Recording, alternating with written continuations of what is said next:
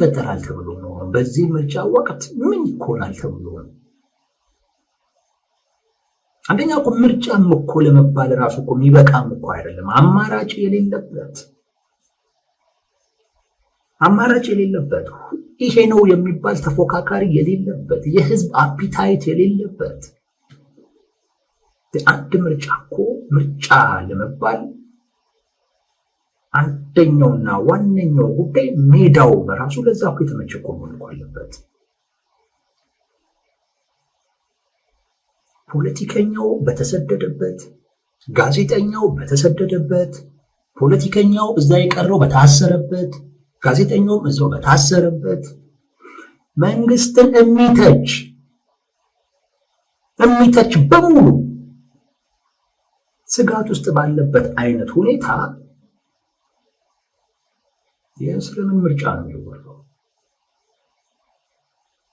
ስለምን ምርጫ ነው የሚወራው? አንድ የምርጫ ክርክር ኢህአፓ ላይ ያለች አንዲት ልጅ ጠንከር ያለ ሀሳብ አስተያየት ሰጥታ የሆነ ሰሞን መነጋገሪያ ሆና ነበር። ሚስጥር የምትባል ልጅ አብዛኛው የብልጽግና ሰው እንዴት ሲያስፈራራት እንደነበር የሚታወቅ ነው። አይሆን ነው ከምርጫው በኋላ እንደምንደርጓት አላውቅም፣ ግን እንድትታሰር ሁሉ ዘመቻ ሲከፈትባት ነበር። እንድትታሰር ማለት ነው። ምርጫ እኮ ነው፣ ውድድር ነው። በዚህ ምርጫ ውስጥ ማሳካት አለብኝ የምትለውን ውጤት ለማምጣት የራሷን መንገድ ተከትላ ትሄዳለች። በቃ ደግሞ የተናገረችውም ነገር እኮ ሪያሊቲ ነው፣ እውነታ ነው። የሚወድቅም ነገርም እኮ የለውም። እንዲህ አይነት ማሸማቀቅ ያለበት ምርጫ ነው። ምርጫው ራሱ እንኳን ምንም ይሄ እንደ ምርጫ ሊቆጠር የማይችል አይነት ነገር እንኳን ሆነ ማለት ነው። የለም ፖለቲከኞች ተሰዷል ወይም ደግሞ ታስሯል። ጦርነት ውስጥ ነው። ሰው የኑሮ ጣጣ ላይ ነው። ይህ ምርጫ አጀንዳው አይደለም እኮ ይህ ምርጫ ሰው ስቲል አጀንዳ አይደለም እኮ ይህ ምርጫ። አሁን ምርጫው ቀርቧል።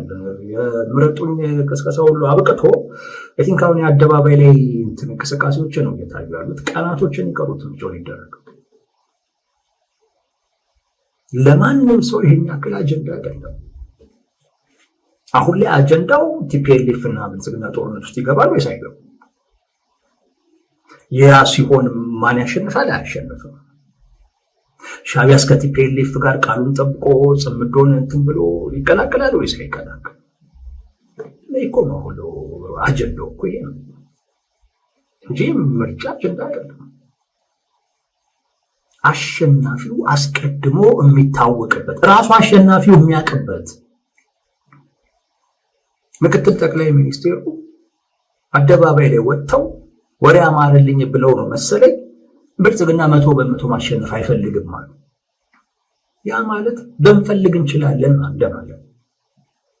ለምን አማራጭ የለም? ማነው አማራጭ?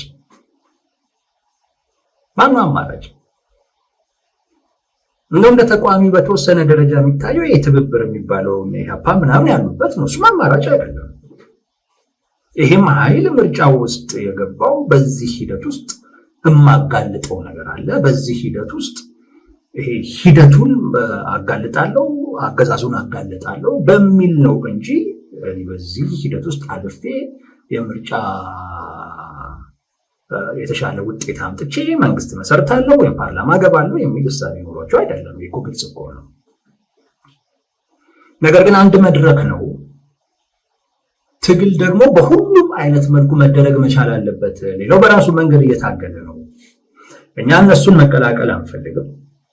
እኛ ደግሞ በራሳችን መንገድ እንታገል በሚል ነው እና እያንዳንዱ የሚገኙ አጋጣሚዎችንና መድረኮችን እንጠቀም በሚል ገቡ እንጂ አማራጭ እንሆናለን ብሎ አስቡ አይደለም። አንዳንዶቹም እንደሚናገሩት ላለመሰረዝ ምናምን ብሎ ነው። ሌላው ብልጽግና ያለው ሌላው ማታውቁት ፓርቲ ነው ያለው።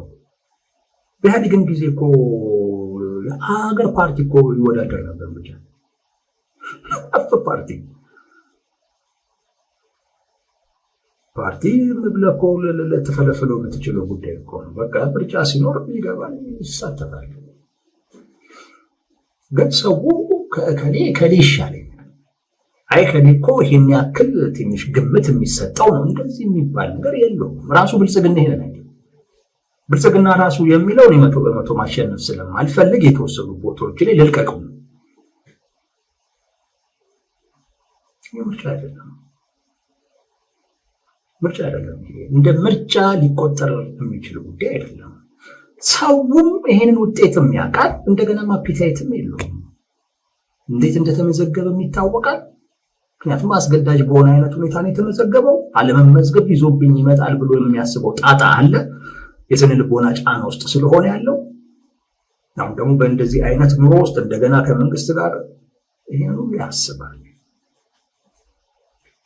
አንዳንዱ እኮ የምርጫ ካርድን የሚያወጣው ለደህንነቱ ምን አንዳንዱ አብዛኛው ለደህንነቱ። ምክንያቱም የምርጫ ካርድ አለማውጣት እንደ ተቃዋሚ ያሳየኛል ብሎ ማለት ነው። የምናውቀው ሀቅ ነው። እንደ ተቃዋሚ ያሳየኛል የምርጫ ካርድ ይጠየቅ። በየቤቱ እየሄዱ የምርጫ ካርድ አውጣችሁ እንዴ ይሏቸዋል። በተቃውሞ ወራው ደግሞ ያለው አካል ደግሞ ይሄ ምርጫ መካሄድ የለበትም የሚል አይነት አቋም ስለያዘ ምርጫ ካርድ አለማውጣትን መንግስትን እንደመቃወም ተቃዋሚውን እንደመደገፍ ተደርጎ ይቆጠርብኛል ብሎ ደህንነቱን ማስጠበቂያ አድርጎ ነው ምርጫ ካርድ እያወጣ ያለው ሰው። ሊመርጥም ይችላል። ይሄ ህዝቡ ተሳትፎ አለው ማለት አይደለም። ህዝቡ ተሳትፎ ቢኖረው እንደዚህ አይደለም። እና በዚህ ምርጫ አሁን ለዚህ ምርጫ ምን ተብሎ ነው የሚጸልየው? አሁን ይግሬ የገባኝ ነገር እሱ ነው። ምን ተብሎ ነው የሚጸልየው? የሚጸለይለት ምርጫ ስላለ ነው። ባይዘው ይሄን ነው የምለው። ጸሎት የሚፈልግ ምርጫ አለ። ግን ይሄ አይፈልግም። ኢትዮጵያ ውስጥ ጸሎት ካስፈለገ ስንት የህዝብ መከራ አለ፣ ስንት የህዝብ ሰቆቃ አለ። የሚቆም ሳይሆን የሚቀጥል ደም ሊፈስ እኮ ነው። ይሄ እኮ ጸሎት ይፈልጋል። ይሄ እኮ ዝጎ ማለት እኮ ይፈልጋል። ቀን እኮ ነው እየተጠበቀ እኮ ያለው ዝግጅት ላይ አይደለም እንዴ? አሁንም እኮ ደም እየፈሰሰ እኮ ነው ውስጥ ደም። ወጣቱ ተሰዶ በስደት ሀገርም ደሙ እየፈሰሰ እኮ ነው። ለዛ ጸሎት ይፈልጋል። አንዳንዱ የሞት ፍርድ እየጠበቀ ነው ሊፈጸምበት፣ ጸሎት ይፈልጋል። ሰው ኑሮ ከዶት የት እንደሚሄድ ምን ውስጥ እንደሚገባ ግራ የገባው ወቅት ነው። ይሄን የሚረዳለት መንግስት የለም። በራሱም ደግሞ ለማስረዳት የሚያስችል አቅም የለውም። ሌላውም ተቋሚ እንደዚህ አይነት አቅም አልፈጠረለትም። ይሄ ጸሎት ይፈልጋል። ጸሎት የሚፈልግ ብዙ ነገር አለ። ይሄ ግን አይፈልግም። ይሄው ምርጫ የሚባለው ነገር ጸሎት የሚፈልግ ጉዳይ አይደለም። ምን ብልጽግና እንደው ድራማውን በጣም እኮ ነው የሚገርመው እኮ አንዳንዴ በቃ እንደው የበለጠ ልተውነው ብሎ ካልሆነ በስተቀር ይበል ለነሱም አጀንዳ አይደለም። ባይዘው የምርጫ ጉዳይ ለነሱም አጀንዳ አይደለም። የብልጽግና አክቲቪስቶችን ምናምን በአብዛኛው ወሬያቸውን ስለምርጫ አይደለም። ቲፒኤልኤፍ በዚህ እንትን አለ፣ ከሻዕቢያ ጋር ልንታረቅ ነው። ይሄ ነው ኢቭን የብልጽግና ሰዎች ስለ ምርጫው አይደለም አጀንዳቸው እሱ አይደለም። እና ምርጫ የሚፈልግ ምርጫ አይደለም አሁን ከፊት ለፊታችን ያለው። እንደው ነው እንኳን ከተባለ ለምሳሌ አንዳንድ ምርጫዎች አሉ ጸሎት የሚፈልጉ ይደገፋል። በነገራችን ለዛ ነው እኔ ጸሎቱን አልቃወምም ያልኩት። ግን ለምንድን ነው የምትጸልየው የሚለው ነገር በጣም አስፈላጊ ነው። ለምሳሌ በምርጫ ወቅት የምርጫ ክርክሮች በህዝብ ውስጥ የሚፈጥሩት ልዩነት አለ፣ ውጥረት አለ በጣም እና ወደ ምርጫው መጠናቀቂያ አካባቢ እንደውም አንዳንድ ቦታ እኮ በክርክር ሂደት ውስጥ እንኳ ግጭት ምንም እኮ ሊፈጠር እኮ ይችላል። በጣም ፉክክር ስላለው፣ በጣም ውድድር ስላለው እና ታች ያለው የማህበረሰብ ክፍል ደግሞ በጣም ኢንተርናላይዝ አድርጎት የሚወስደው። ምክንያቱም የፖለቲካ ጉዳይ ነው፣ የፍላጎቱ የጥቅሙ ጉዳይ ነው። ሲሪየስ ነው የፖለቲካ ጉዳይ፣ ቀላል አይደለም። ምርጫው ሊደረግ አካባቢ ክርክሩ ምኑ ነው አብቅቶ ምርጫው ሊደረግ አካባቢ ላይ እንደዚህ አይነት ጸሎት ምናምን ይደረጋል። ለምን ካላችሁ ያን ይሄ ተወጥሮ ያለውን ስሜት ውጥረት የበዛበትን መንፈስ ለዘብ በማድረግ ያስፈልጋል። ምክንያቱም ሽግግር ሊኖር ይችላል በምርጫ ሰላማዊ የሆነ የሽግግር መንፈስ እንዲፈጠር፣ የሰላማዊ የስልጣን ሽግግር እንዲኖር ሊረዳ የሚችል መንፈስ ድባብ እንዲፈጠር እንዲህ አይነት የጋራ እሴቶችን ትጠቀማለህ። ትንሽ ለዘብ ያደርጋል። አፍተር ኦል የአንድ ሀገር ህዝቦች የሚል አይነት አፍተር ኦል አንድን የሚያገናኘን ነገር አለ እንድትል ያደርግሃል። እንደዚህ አይነት የጸሎት መርሃ ግብር ማለት ነው። እንግዲህ ከዛ ተወስዶ መሆኑ ነው አሁን ይሄ ሀገር አቀፍ የጸሎት መርሃ ግብር ለምርጫ ያስፈልገው። እኛ ሀገር ግን ከፊት ለፊታችን የሚደረገው ምርጫ አይደለም። ምንም የምርጫ ነገርን የሚያሟላም አይደለም። ምንም ተቋማቶቹ በሙሉ በአንድ ቡድን ስር ናቸው። ምርጫ ደግሞ ተቋማት ገለልተኛ እንዲሆኑ ይፈልጋል። ሜዳው ምቹ አይደለም። እስር አለ፣ ማስፈራራት አለ። አሁንም ጦርነት ውስጥ ነው ያለነው። አንድ ሰው ወጥቶ የምርጫ ክርክር ላይ ብልጽግናን በኃይል ሲተች አንተ ቲፒኤልኤፍ፣ አንተ ፋኖ፣ አንተ ሻዕቢያ እየተባለ የሚሳቀቅበት ነው። ይታሰር እየተባለ የሚዘመትበት ነው። እንዴት ነው ሰው ነፃ ሆኖ ሊከራከር ይችላል? ጋዜጠኛ የለ፣ የሲቪክ ማህበራት አመራሮች የሉ፣ ወጥተዋል። ፖለቲከኛ የለ፣ የቀርቡትም ታስረዋል። ሜዳው የለም። ህዝቡ ደግሞ ንቁ አይደለም። ምርጫውን በሚመለከት በቃ አፒታይቱ እዛ ውስጥ የለም። በቃ ምርጫው እንደሌላ አድርጎ የሚቆጥሩ ጉዳይ ነው። ደግሞ ምርጫ ለመባል የሚበቃ አይደለም እና ጸሎት የሚፈልግ ጉዳይ አይደለም ብላችሁ ፈልጌ እንደዛ አይደለም። አንድ ይሄ ነው። ሁለት የሃይማኖት አባቶች ሚና በዚህ ውስጥ የሚታየው የሃይማኖት አባቶች፣ የሃይማኖት ተቋማት እንደ ኢትዮጵያ ያለ ሀገር ውስጥ ሚናቸው መሆን ያለበት አሁን ሊወጡት የፈለጉት አይነት ሚና አይደለም። ኦፍኮርስ በሀገር ግንባታ በሰላም ሂደቱ ውስጥ ሚና አላቸው። እንደዚህ አይነት ሀገር አቀፍ የሆኑ ጸሎቶች ደግሞ እንደዚህ አይነት ፕሮግራሞች ደግሞ ያን ሚናቸውን እየተወጡ ስለመሆኑ ማሳያ። ኢትዮጵያ ውስጥ ግን ይሄ አይደለም የሚያስፈልገው። እንዳልኳችሁ ነው፣ ብዙ ችግር አለ ኢትዮጵያ ውስጥ። ብዙ ሰቆቃ ነው ያለው። መንግስት ያን መናገር አይፈልግም፣ ግን ብዙ ሰቆቃ ነው ያለው። እንዲታወቅም እንዲገለጥም አይፈልግም። ኢትዮጵያ ውስጥ የሃይማኖት አባቶች፣ የሃይማኖት ተቋማት ሚናቸው ሊሆን የሚገባው አንድ፣ መንግስት ኃላፊነቱን እንዲወጣ ማድረግ፣ ሁለት፣ ህዝብ ኃላፊነቱን እንዲወጣ ማበረታታት፣ ማደፋፈር። ምን እያልኩኝ ነው? በሚገርም ሁኔታ በዚህ የጸሎት መርሃ ግብር ውስጥ አሉ ባለስልጣናቶች ሁሉ ይሳተፋሉ። እነዚህ ባለስልጣናቶች መሳተፋቸው አይደለም የሚገርማቸው፣ ማድረግ ያለባቸውን ነገር ሳያደርጉ ቀርተው በአቅማቸው ፈቅደው ማድረግ የሚችሉትን ነገር ሳያደርጉ ቀርተው ነው አሁን በጸሎት የሚሉት። እንደዚህ አይነት ማጭበርበር አያስፈልግም። ምርጫ ሰላም እንዲሆን ከተፈለገ ጸሎት አይደለም መጀመሪያ የሚያስፈልገው። በጸሎት አይመጣም። ጸሎትም መቀለጃ አይደለም። ጸሎትም የፖለቲካ መሳሪያ አይደለም። ምርጫው ሰላማዊ እንዲሆን የሀገሪቱ ብሔራዊ ጥቅም እንዲጠበቅ ሰላም እንዲመጣ ያንተ ኃላፊነትን መወጣት ነው የሚያስፈልገው። አንተ ኃላፊነትን ሳትወጣ ከርመህ አሁን በጸሎት ስም ማጭበርበር ምን ማለት እንደሆነ አላውቅም። እኔ የሃይማኖት አባቶችም ለእንደዚህ አይነት መንገድ መጠቀሚያ ለምን እንደሚሆኑ አይገባኝም። ኃላፊነታቸውን ይወጡ። ሰላም እንዲመጣ ምን ተደረገ? አሁን በማግስቱ እኮ ጦርነት ውስጥ እኮ ሊገባ እኮ ነው።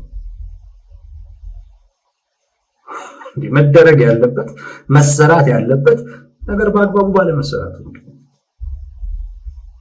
ጸሎት በሚደረግበት ወቅት እኮ በድሮን አማራ ክልል ላይ እኮ ንጹሃን እኮ ይረግፋሉ። ይተቀላችሁ ምን ተደረገ? እዛ ላይ ሰላም እንዲመጣ ምን ተደረገ? የሃይማኖት አባቶች ምን አደረጉ? የሃይማኖት አባቶች እንዲህ አይነት እንቅስቃሴዎችን ባደረጉ ቁጥር የመንግስት ባለስልጣናት ከኃላፊነት ለመሸሽ እድል ያገኛሉ። ለዛ ነው ኃላፊነታቸውን እንዲወጡ ማድረግ ያስፈልጋል። ከፈጣሪ ጋር ማያያዝ ነው። የኢትዮጵያ ሕዝብ ደግሞ ምንም ይሁን ምንም ብቻ ግን የሆነ የሃይማኖት ነገር ክርር ያደርጋል። አይኖረውም፣ የሚታወቅ ነው።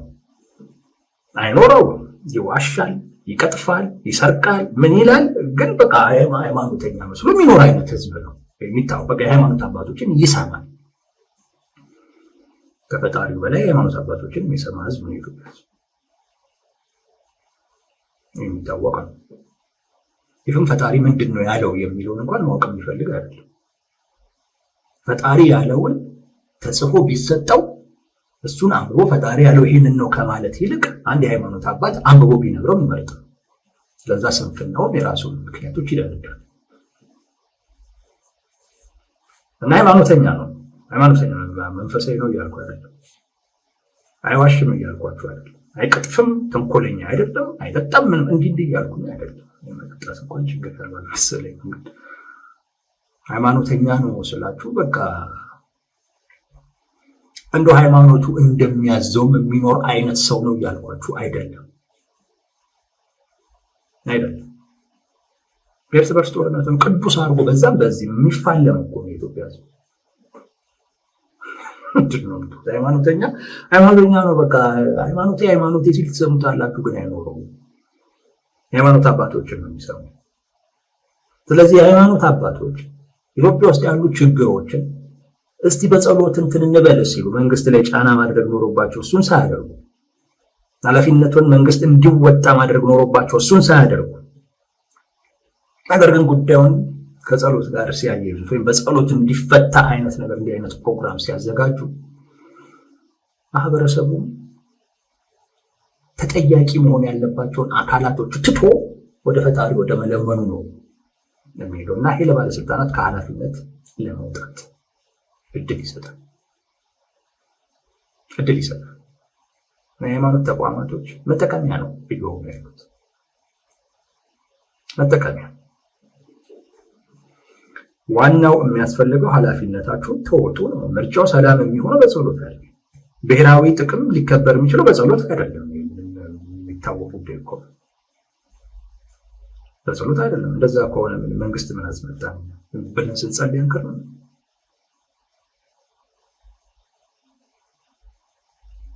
ከአቅምህ በላይ የሆነ ነገር ትጸልያለህ። በቃ እሱ በራሱ እንደው ለአንተም የሚሰጥህ ሞራል አለው።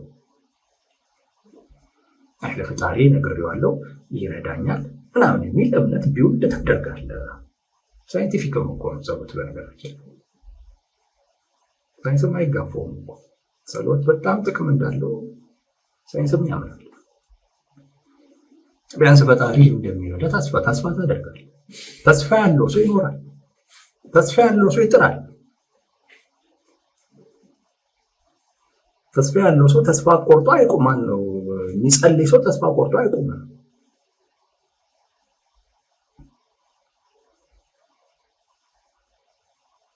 በዚህ ጉዳይ መጸለይ ጥሩ ነው። ነገር ግን በምርጫ ሰላም ይመጣል ብለህ ግን ስትጸልይ ብታድር ሌላ መስራት ያለብን ነገር ሳትሰራ ቀርታ አይመጣም። ለምን 40 ቀን 40 ሌሊት አትጾም ነው? አትጸልይም፣ አይመጣም። የባህር በር በዛ ይሳካል ብለህ ለምን 40 ዓመት አትጾምም? አትጸልይም፣ አይመጣም። መስራት ያለብን መስራት ነው። ምን ተሰራ ነው? ምን ተሰራ? እና ይሄንን ያልሰሩ መስራት ኖሮባቸው ያልሰሩ አካላቶች መጥተው እንዲጸልዩ ይሄ ከኃላፊነት ለመሸሽ ባለስልጣናትን ይረዳል። ሁለተኛ የህዝቡን የትግል ስሜትም ይጎዳል። የሃይማኖት አባቶች ሚናቸው መሆን ያለበት አንድ እንዳልኩት መንግስት ላይ ኃላፊነቱን እንዲወጣ ማድረግ አንድ፣ ሁለተኛ ህዝቡን ማበረታታት፣ ማደፋፈር። ፈጣሪ ይረዳችኋል፣ መብታችሁን አስከብሩ፣ ፈጣሪ ይረዳችኋል፣ ለፍላጎታችሁ ቁሙ፣ ለፍትህ ቁሙ፣ ለወገናችሁ ቁሙ።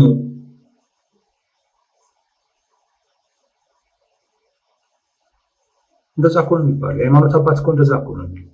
ለፍትህ ለሰላም ቁሙ፣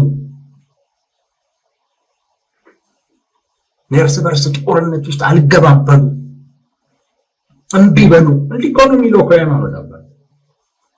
በዛ የሚመጣብን ነገር ተቀበል።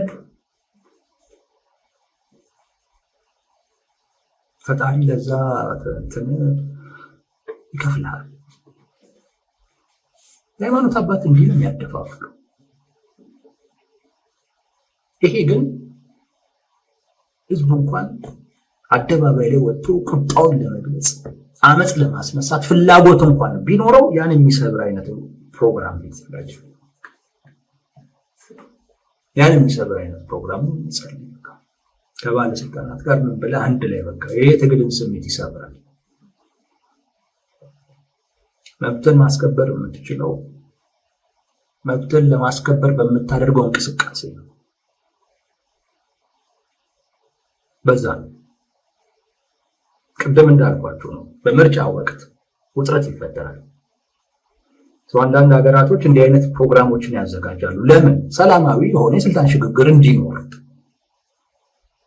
በቃ ምንም እኮ ቢሆን አንድ ነው፣ ለአንድ ሀገር ነው። እንደዚህ ነገር እንዲህ አይነት እሳቤ እንዲፈጠር ያለዝባል። ጸሎት መንፈስን ይቀይራል።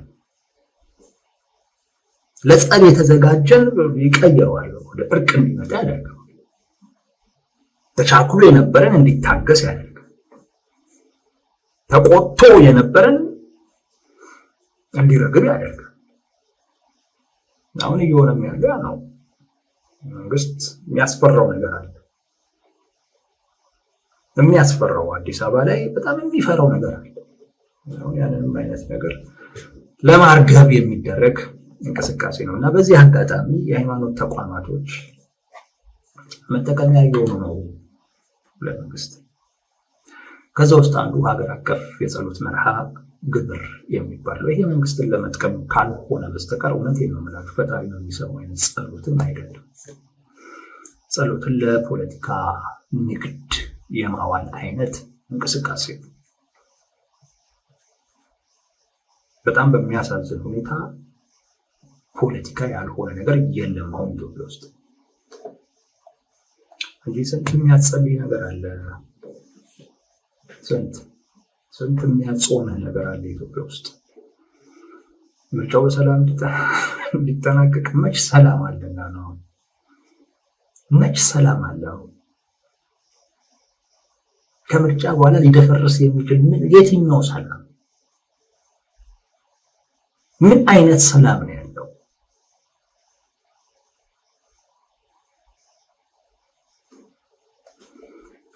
ወደ ሁለተኛው ጉዳያችን እናልፋለን። አብራችሁ ነው።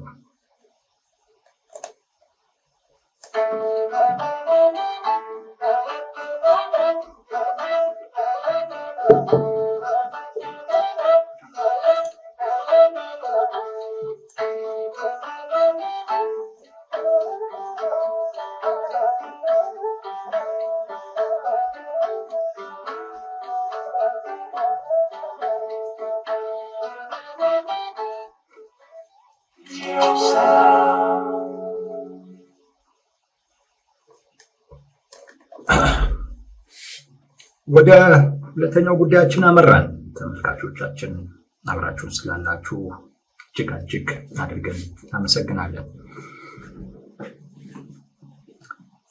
የትግራይ ኃይሎች አሁን በሁለት ጎራ ሆነው የቃላት ያለ አይነት የቃላት ጦርነት ውስጥ ገብተዋል። እነሱን እናያለን። እነ ጄኔራል ጻድቃን የሚመሩት የሰላምና የለውጥ ምክር ቤት የሚባለው አንድ መግለጫ አውጥቷል ዛሬ ላይ። ይህ መግለጫ በአጭሩ ቲፒኤልኤፍ ወይም እነ ዶክተር ደብረጽዮን የኋላ ቀር ነው የሚላቸው፣ የኋላ ቀሩ ቡድን ይላቸዋል። እነሱ ደግሞ ከሃዲ ቡድን ይባባላሉ። እሱ ራሱ አንድ የቃላት ጦርነት ነው።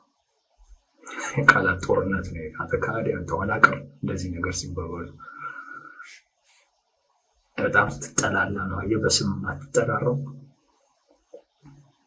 እኮ ስድብ እኮ ነው። ኋላ ቀር፣ ከሃዲ ስድብ እኮ ነው። እና ኋላ ቀር ቡድን ይሉታል።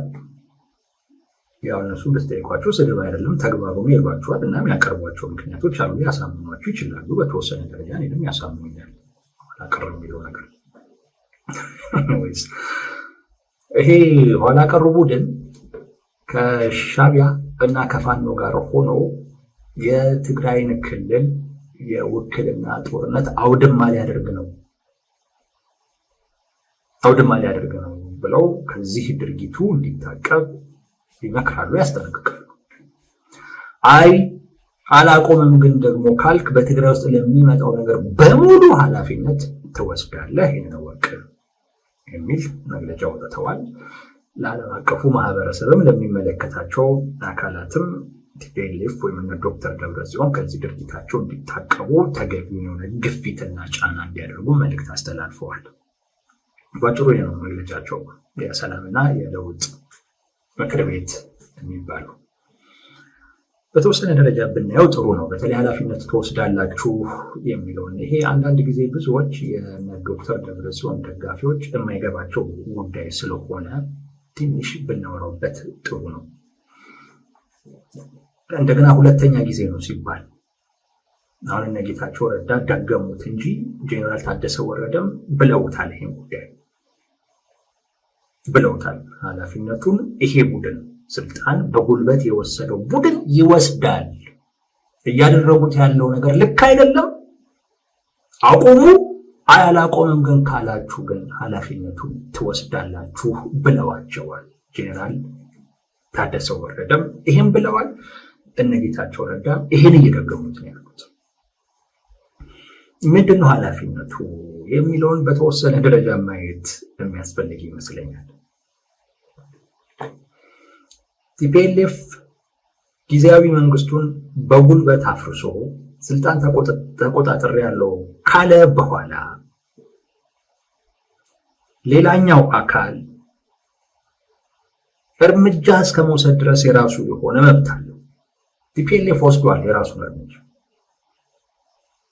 ሌላኛው አካል እርምጃ ቢወስድ ለዛ ለሚመጣው ነገር ኃላፊነት ትወስዳላችሁ ነው። አንዱ ይሄ ነው ለማንም ግልጽ የሚሆነው ማለት ነው። እንዲሆንን አይሰራም እያሏቸው ነው እነ ጌታቸው ረዳ። እንደዛ እያሏቸው ነው።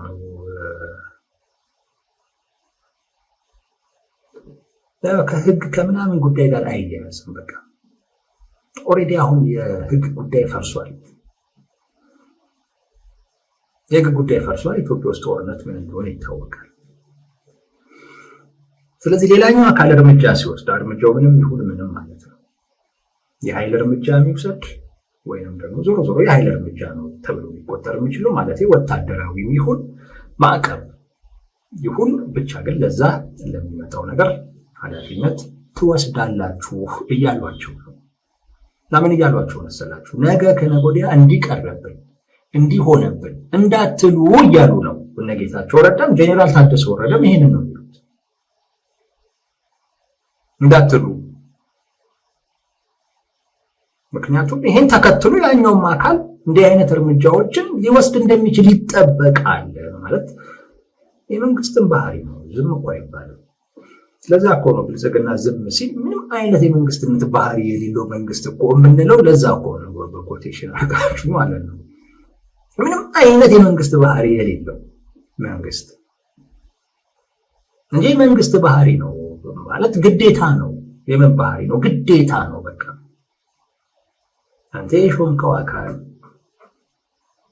በኃይል እንዲፈርስ ተደርጎ ዝም የምትልበት ምንም ምክንያት የለው። ብልጽግናም ብቻ ስትሆን ነው ዝም የምትለው። ከምን አገባኝ ስትል ማለት ነው። አይመለከተኝም ስትል አሁን ሌላ ሀገር ላይ ቢሆን አይመለከትም። የራስህ ሉዓላዊ ግዛት ውስጥ ግን አንተን የሚያሳጣ ተግባር ነው። አንተን የሚያሳጣ እንዲህ አይነት እርምጃዎች ወይም እንዲህ አይነት ቲፒኤልኤፍ ያቀረበው ቅሬታ አለ። ጊዜ መንግስቱ ስልጣኑ ሲራዘም እሱ የሚስተናገድበት የራሱ የሆነ ህጋዊ ስርዓታዊ መንገድ አለ። እሱን ተከትለ መሄድ አንድ ነገር ነው። አራራን የምፈልገው አልሆነም ወይም አልተማከርኩኝም ብለህ ግን በኃይል ማንሳት ኮንሰኩዌንስ አለው ማለት ነው። እሱን ለመቀበል ተዘጋጅተህ ነው ያን ማድረግ ያለብህ። ስታደርግ ለዛ ራስን አዘጋጅተህ ነው እና አይ ሆፕ ቲፒኤልኤፍ ራሱን አዘጋጅቷል ብዬ ነው የምገምተው። እስካሁን ድረስ ሲጠይቅ እየሰማሁት አይደለም። የቲፒኤልኤፍ ጥያቄ ለፌዴራል መንግስት አንድ ነው። ያም ጥያቄው ምንድን ነው? ችግሩን ከፈለግ በውይይት በድርድር መፍታት እንችላለን የሚል ነው እንጂ ሌላ አይነት ነገር የለም። ይሄንን ላክ፣ ይሄንን ስጠኝ፣ እንደዚህ የሚባል ነገር የለም። በቃ ድርጊቱ ራሱ እንደዛ እንዳይጠይቅ ያደርገዋል። አንዱን እሱን ነው። ለዛ ነው ኃላፊነት ትወስዳላችሁ የሚሏቸው እና የሚወሰድ እርምጃ ይጠበቃል፣ ይኖራል። ሁለተኛው ነገር ጊዜያዊ መንግስቱን ሲያፈርስ ቲፒኤልኤፍ ጊዜያዊ መንግስቱን የከሰሰበት ክሶች አሉ፣ ወይም ለማፍረስ ያቀረባቸው ምክንያቶች አሉ። ጊዜያዊ መንግስቱ ለትግራይ ህዝብ መሆን የሚገባቸውን እነዚህ ነገሮች ማስደረግ አልቻለም ነው። የፕሪቶሪያ ስምምነቱን ማስፈጸም አልቻለም። ስለዚህ ምን ይሁን? በቃ የፕሪቶሪያ ስምምነት ፈርሷል፣ እኛ እንመለስ። ያ ማለት ምን ማለት ነው? እኛ የትግራይን ህዝብ ፍላጎትና ጥቅም እናስጠብቃለን የሚል ኃላፊነት ወስዷል። ራሱ ነው የወሰደው ኃላፊነቱ። ከዛ አኳያ ስትፈልግ በሰላማዊ መንገድ ስትፈልግም ተዋግተህም ይሁን ህዝቡ ካንተ ይጠብቃል። በሆነ አይነት መንገድ ከኔ በፊት የነበረው አካል ይሄን ባለማድረጉ ብለህ አፍርሰህ አንተ ከመጣህ እሱ ፌል ያደረገበትን ነገር አንተ ይዘህ መምጣት ይጠበቅብሃል፣ ማስገኘት ይጠበቅብሃል እና ኃላፊነት አለበት የሚሉት ከዚህ አኳያ ነው እንጂ ልክ እዛ ቁጭ ብሎ ልክ እንደ ጊዜያዊ መንግስቱ በጀት ላኩ እንጂ ነዳጅ እኮ የለም እንደዚህ እንዲህ ላይ አይጠበቅም። እንደዚህ የሚል ከሆነ ጊዜያዊ መንግስቱ ማፍረስ ይሄን ለማለት ጊዜያዊ መንግስቱ በቂ አልነበረ። ስለዚህ ወይ መብቴ ነው ካልክ ሄደህ ወይ በውይይት ወይም በኃይል ነጥቀህ ታመጣለህ። አይ ይሄ አካል ነጥቄም በውይይትም የሚሰማኝ አይነት ነገር አይደለም ካልክ ደግሞ ብቻ በሆነ አይነት መንገድ ታመጣለህ። ኃላፊነት ወስደሃል ኦልሬዲ እና ይሄንን ነው እያሉ ያሉት ጌታቸው ረዳ። በጣም መሰረታዊ የመግለጫቸው ጉዳይ ይሄ ነው። ሌሎ የነበረ ክስ ነው ከሻዕቢያ ጋር ከፋኖ ጋር ምናምን የሚባለው የነበረ ክስ ነው። ቲፒኤልኤፍም አይ ቲንክ አሁን ላይ አያስተባብለው፣ ምናልባት ይፋም ሊያደርገው በግልጽ ሊናገረው ሙሉ ይችላል። መባሉም አይጎዳውም። ከሻዕቢያ ጋር ተጣምሮ ከፋኖ ጋር ተጣምሮ ምናምን የሚባለውን ማስተባበልም አይፈልግም። ምክንያቱም አቅሙን ነው የሚያሳየለት። ወደ ጦርነት እየገባ አይደለም። ስለዚህ ይህን ማስተባበልን የለውበትም። ከሻዕቢያም ጋር ግንኙነት የለኝም ምናምን አይጠቅሙም። አሁን ላይ እንደውም እሱ መናገሩ ማመኑን ስለሚያሳብቅበት አይናገረውም። ግን ሌሎች ቢናገሩለት በጣም ደስ ይላል። የሚፈልገው ብቻዬን አይደለሁም አቅም አለኝ፣ እንደ ድሮ አይደለሁም የሚለውን አይነት መልእክት ስለሚፈጥርለት ማለት ነው። አንዱ ይሄን ነው የጌታቸው ረዳ ያሉት። ሁለተኛው ቲፒኤፍ ነው።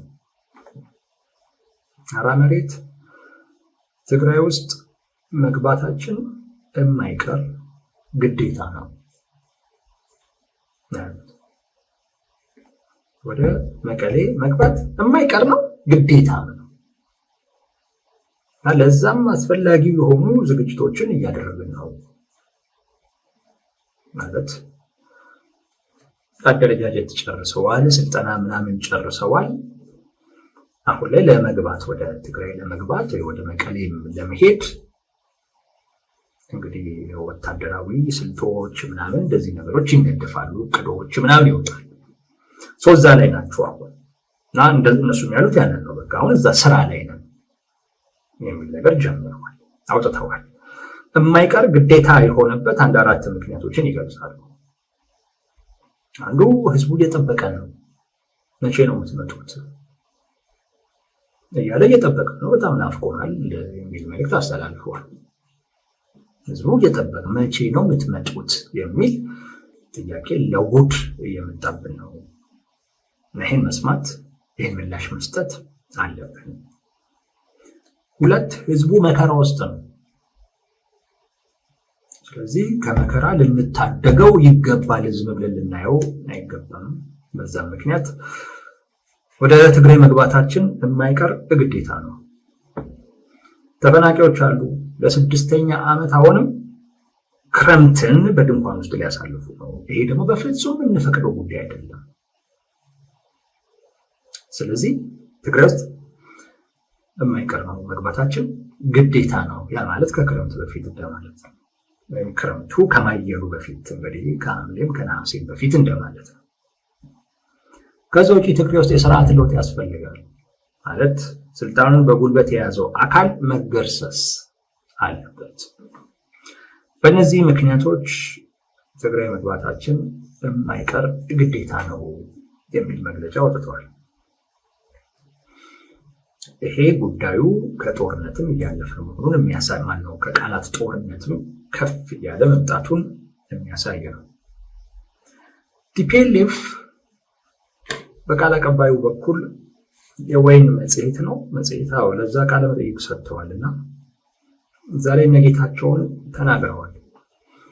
እንኳን ትግራይ ልትገቡ ያው ነጌታቸው ረዳ በአጭር ጊዜ ውስጥ ትግራይ እንገባለን ብለዋልና እንኳን ትግራይ ልትገቡ አዲስ አበባ ላይ ራሱ ዋስትና የላችሁም፣ እዛ ራሱ እንኳን ዋስትና ባገኛችሁ የሚል ንግግር አድርገዋል። ትግራይ መግባት ግን ከፈለጋችሁ ምርጫ አላችሁ ነው ብሏቸው አልከለከሏቸው። ግን ባላችሁት መንገድ ግን አይደለም የምትገቡት። ትግራይ መግባት የምትፈልጉ ከሆነ ወይ እጅ መስጠት ነው፣ አሊያም ይቅርታ ጠይቃችሁ መምጣት ነው። አጥፍተናል፣ የትግራይን ህዝብ ክደናል፣ አይለመደንም ብላችሁ ይቅርታ ጠይቃችሁ መምጣት ትችላላችሁ የሚል ቃለ መጠይቅ ሰጥተዋል። ይህንን የቃላት ጦርነት እያልን ያለ ነው። ያሉበት ሁኔታ የቃላት ጦርነት፣ ፕሮፓጋንዳዎች አሉ፣ አንዱን ለማዳከም መሰዳደቦች አሉ፣ ግጭት ሊቀሰቅሱ የሚችሉ የጥላቻም ንግግሮችም አሉ። አሁን ላይ እኔ የቃላት ጦርነት ውስጥ መግባታቸው አይደለም እያስገረመኝ ያለው። 2 ነገሮች ግን ያስገርማሉ። ማለት አደጋውን ትንሽ ከፍ ያለ ደረጃ ላይ የሚያደርሱ 2 ነገሮች አሉ። አስተውላችሁ ከሆነ ቲፒኤልኤፍ ያንን ውሳኔ ከወሰነ በኋላ አሁን ላይ ጸቡ ወይም የቃላት ጦርነት ውስጥ የገባው ከብልጽግና ጋር አይደለም፣ ከራሱ ከወጡ አዲስ አበባ ላይ ካሉ የትግራይ ኃይሎች ጋር ነው። አፋር ላይ እና በተለያዩ አካባቢዎች ላይ ካሉ የትግራይ ኃይሎች ጋር ነው። ይህን ስንል ነበረኛ በጣም በተደጋጋሚ ጊዜ የራስን ችግር ፍታ ስንል የነበረበት አንዱ ምክንያት ከዚህ ጋር የተያያዘ ነው። እና አስተውላችሁ ከሆነ ብልጽግና የለም፣ በቃ ከጀርባ ነው፣ ርቋል ለቲፒኤልኤፍ። በጣም በጣም ርቋል። ሌላ ገና ማለፍ ያለበት አካል አለ። ከራሱ የወጣ በደንብ የሚያውቀው በደንብ የሚተዋወቁት አካል አለ። እነሱ እቺ ኢጓቸውንም ለማስታመም ሲሉ ያው ጌታቸው ረዳን የብልጽግና አካል አድርገው ይቆጥሯቸዋል። ለጦርነቱም ለምንም ስለሚጠቅም እንደዛ መቁጠሩ በቃ በነጌታቸው በኩል እየመለሰ ያለው ብልጽግና ነው ብለው የሚያስቡት። ግን እንደዛ አይደለም። እየመለሱ ያሉት እዛው ያሉት የትግራይ ልሂቃን ናቸው። እዛው ያሉት ብልጽግና የኔ ጉዳይ አይደለም ለጊዜው ብሎ ትቶታል።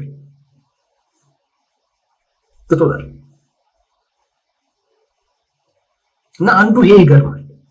ሄዶ እዚህ ደረጃ ላይ መደረሱ በጣም ነው የሚገርመው። ገና የእርስ በርስ ፍጭት አለ። ገና የእርስ በርስ እልቂት አለ። ጌታቸው ረዳ ይሄንን ነው የውክልና ጦርነት ነው የሚሆነው እያሉ ያሉት። ለዛ ነው እኛ አይደለም የምንዋጋው። ራሱ ቲፒኤልኤፍ እየወሰደ ያለው እርምጃ የውክልና ጦርነት እንዲደረግ የሚያደርግ ነው ትግራይ ላይ። ምክንያቱም ትግራይ ውስጥ ያለው ኃይል ተከፍሎ አንድ ወደዛ አንድ ወደዚህ ሄዷል። ሁለቱም የየራሳቸውን ኃይል ይዘዋል እና ከነሱ አቅም በላይ ነው። ከነሱም አቅም በላይ ነው። ይኸውስ አንዱ የሚገርመኝ ይሄንን ነው፣ እናወራበታለን። ይሄንንም እንድናመጣው ካላችሁ ያው ልዩነቱ መከፋፈል፣ ቲፒኤልኤፍ የራሱን ችግር በኃይል ለመፍታት ማሰቡ ነው። አሸንፈናችኋል ይላል እነ ጌታቸው ረዳ። ግን እኔ እንዳልኳችሁ ነው፣ ፖለቲካሊ ቲፒኤልኤፍ ተሸንፏል። ፖለቲካሊ ሲሸነፍ እፍርታም ሆኖ በእድሜ ትልቅ የሆነ ወይ በሰውነቱ ገዘፍ ያለ ምናምን የልጅ ጨዋታ ላይ በትክክለኛው በህጋዊው መንገድ በጨዋታው ህግ ማለት ነው፣ በዛ መንገድ ስታሸንፉት ጉልበት ለመጠቀም እንደሚፈልገው አይነት ነገር ማለት ነው። በአብዛኛው የኢትዮጵያ ፖለቲካ የልጅ ጨዋታ እየመሰለ ነው በጣም በሚገርም ሁኔታ። እና ብዙዎቻችንን ልጅነታችንን ነው የሚያስታውሰን አሁን ያለው የኢትዮጵያ ፖለቲካ። በቃ ልጅነታችንን እና በዚህ እድሜያቸው እንዴት እንደ ልጅ እየተጫወቱ እንደሆነ ሳስብ ቅርብ ነው የሚለኝ። እና ቲፒኤልኤፍ እንደዛ ነው ፍርታም ሆኖ እነ ዶክተር ደብረጽዮን አፋፍረው ነው እንጂ አሸንፈዋቸዋል። ዶክተር ደብረጽዮን ወይዘሮ ፈትለወርቅም እኮ በግምገማ እኮ ሊነሱ እኮ ነበር። በማዕከላዊ ኮሚቴ ውስጥ በነበረ ግምገማ ሊነሱ እኮ ነበር። ሰራዊቱ ገብቶ እኮ ነው እነዚህ ሁለቱ ተነስቶ ከዛ በኋላ ህዋት አለ ልትሉ ነው እንዴ ብለው እኮ ገብተው በፍጹም አይሆንም ብለው ከህጉ ውጪ በሆነ አይነት መንገድ አደላድለው አንተ እዚህም ቦታ ያዝ አንቺ ይሄንን እንደዚህ ብለው እኮ ነው የወጡት እንጂ አሸንፈዋቸው ነበር። በቃ እኮ ፈጽመዋቸው እኮ ነበር። በፖለቲካሊ ማሸንፈዋቸው ነበር። ግን እነ ዶክተር ደብረጽዮን አፈሩ። ምን ታደርገዋለህ ካፈርክ? መጀመሪያውኑ ይህንን ነገር በዚህም አይነት መንገድ ይኬዳል ቢባል ኖሮ እነሱም የራሳቸውን ኃይል ለማለት ይሞክሩ ነበር። አሸንፏቸው ነበር እነ ጌታቸው ረዳ። ኤኒዌይስ ልዩነቱን ሲሸነፍ በኃይል ገብቶ አፍሮ በኃይል ችግሩን ለመፍታት ያደረገው ጥረት በጣም ትልቅ ልዩነት ፈጠረ። ስለዚህ አሁን ጉዳዩ አንደኛውን ለማሸነፍ ሌላ ኃይል ስለያዘ ይሄኛውም ሌላ ኃይል መያዝ ይኖርበታል። በቃ አሁን ከሁለቱ አቅም በላይ ሆኗል። አሁን የብልጽግና እና የሻዕቢያ ጉዳይ ሆኗል። ጉዳዩ የትግራይ ኃይሎች ሊስማሙ ሊታረቁ የሚችሉት ብልጽግናና ሻዕቢያ ሲታረቁ ነው። እንደው በጣም ይሄ ትግራይ ላይ ሊኖር የሚችለው የእርስ በርስ ጦርነት በጣም የሚያሳስባችሁ የትግራይ ሊቃን መስራት ያለባችሁ እዛ ላይ ነው። ሻዕቢያና ብልጽግናን ለማስታረቅ መሞከር ነው። የትግራይ እነ ዶክተር ደብረጽዮንና እነ ጌታቸው ረዳ ሊያስማማ የሚችለው ጉዳይ እሱ ብቻ ነው። እና አንዱ ይገርመኛል ይሄ የነሱ የውስጥ ጉዳይ ብቻ ሆኖ መቅረቱ። ያው ሌላውም እንዳይገባበት እነሱም ቢሆን ሌላውን ማስገባትም አይፈልጉም፣ ሌላውም በእነሱ ውስጥ መግባት አይፈልግም። ቀሪው የኢትዮጵያ ሕዝብ ማለት ነው። እነሱም ከኢትዮጵያ ውጭ ነን ብለው ነው የሚያስቡት። ሌላውም አይ ቲንክ እንደዛ ነው የሚያስባቸው። ትግራይን የኢትዮጵያ አካል አድርጎ የሚያስበው በጣም ጥቂት ሰው ይመስለኛል። አሁን ላይ አንዱ ይሄ ይገርመኛል። ሄደው ከብልጽግና ጋር ያላቸው ችግር ራሳቸውን ከፋፍሎ የእርስ በርስ ችግር እየሆነ ነው። አሁን ላይ ታችሁ ከሆነ እነ ዶክተር ደብረጽዮን ይናገራሉ፣ እነ ጌታቸው ይመልሳሉ፣ እነ ጌታቸው ይናገራሉ፣ እነ ዶክተር ደብረጽዮን ይመልሳሉ። በቃ የትግራይ ኃይሎች ጋር ነው ጉዳዩ ያለው። አንዳንድ ሰዎች ሊሸወዱ ይችላሉ። ህወሓትና ብልጽግና፣ እኛ ህወሓት የምንለው ለስም ነው፣ ኋላ ቀር ላለ ማለት ብለን ነው።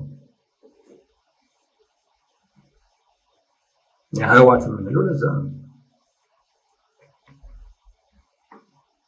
እንጂ ኋላ ቀር ላለ ማለት ብለን ነው፣ ወይም ደግሞ ሌላ የተሻለ ስም ላለመስጠት ብለን ነው። እና ሄዶ እንደዚህ ሆነ። ይሄ በጣም አስገራሚ ጉዳይ ነው። የትግራይ ልሂቅ በጣም ሊያስቡበት የሚገባው ኢቨን በነ ዶክተር ደብረጽዮን በኩል ማለት ነው፣ በነ ጌታቸው ረዳ በኩል እንኳን ያስቡታል። ግን በዛ በኩል ያሉት ግን ሊያስቡበት ይገባል። ወዴት እየሄዳችሁ ነው? ወዴት ነው እየሄዳችሁ ያላችሁ? ማለት ፉከራው ምን ነው? አሁን እያየሁኝ ነው። ቅስቀሳዎች አሉ። ትግራይ ትስዕር ምናምን ወደ ማለት ተጀምሯል። አሁን በቃ ቶታሊ ወደ ጦርነት እየተገባ ነው። ለዶክተር ደብረጽዮን በኩል የጦርነት ቅስቀሳዎች በቃ ያኔ የነበሩ አይነት ነገሮች አሁን እየታዩ ነው። ሰራዊቱን እየቀሰቀሱት ነው። ሰራዊቱ ቃል ሲገባ ይታያል ምናምን እንደዚህ አይነት ነገር። በነጌታቸው ረዳውን በኩል የሚያወጡት መግለጫ አለ። ሰራዊታቸውም የሚያደርገው እንቅስቃሴ ይታያል እንደዚሁ። እና ወዴት ነው እየሄድን ያለ ነው ብሎ አይ ቲንክ መጠየቅ ሳያስፈልግ የሚቀር አይመስለኝም። ከነ ዶክተር ደብረጽዮን በስተጀርባ ያለ ልሂቅ ይህንን መጠየቅ ያለበት። ጉዳዩ የህወሓትና የብልጽግና እየሆነ አይደለም። በዚህ ውስጥ የዓለም አቀፉን ማህበረሰብ ጣልቃ ማስገባት አስቸጋሪ ነው፣ በጣም አስቸጋሪ ነው። ብልጽግና ገለልተኛ ሆኖ የመታየት እድል ሁሉ አሉ። አሁን ከጀርባ የራሱን ስራ እየሰራ ማለት ነው። ይህን በደንብ ማየት መፈተሽ ያስፈልጋል። አንዱ ይሄ ነው። ሁለት በጣም የሚገርመው ነገር ገላጋይ የለም። በሁለቱ ጸብ መሃል ገላጋይ የሚባል የለም። ይሄም ሌላ አስፈሪ ጉዳይ ነው። የቃላት ጦርነት ውስጥ ናቸው፣ ግን ገላጋይ የሚባል የለም። ኢቨን ከትግራይ የለም፣ ከተቀረው የኢትዮጵያ ሕዝብ የለም፣ ከዓለም አቀፉ ማህበረሰብም ገላጋይ የለም። የመኖር እድሉም በጣም አነስተኛ ነው። ባይዘው እንደ ትዝብትም አይደለም የምነግራችሁ፣ ሊኖርም አይችልም። ከባድ ነው። ገላጋይ የማግኘት እድሉ በጣም ከባድ ነው። የውጭ ኃይሎች ጉዳዩን እንዲያዩት እየተደረገ ያለው ትግራይ ውስጥ ያሉ ሁለት የፖለቲካ ኃይሎች የሚያደርጉት የእርስ በርስ ፍልሚያ ተደርጎ ነው። የአፍሪካ ህብረት በለው ምናምን በለው የብልጽግና ጸጥ ማለት ከዚህ ጋር የተያያዘ ነው። የሁለቱ ችግር ተደርጎ እንዲታይ ነው። ቲፒኤልኤፍ ከብልጽግና ጋር የገባበት ችግር እንደሆነ እንዲታይለት ይፈልጋል። ያገላጋይ ይዞ ይመጣል። ብልጽግና ግን ራሱ ዝም ብሎ